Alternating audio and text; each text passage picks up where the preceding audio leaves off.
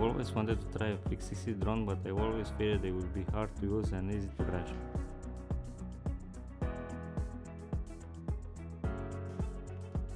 This is my first time using the DJI Avata Brick 60, and honestly, the setup was much simpler than expected.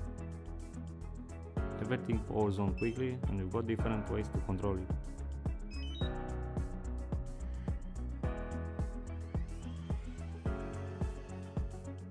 Even indoors, it felt easy to get used to the right way.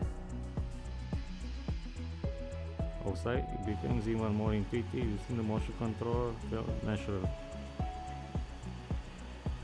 You just move your hand and the drone follows.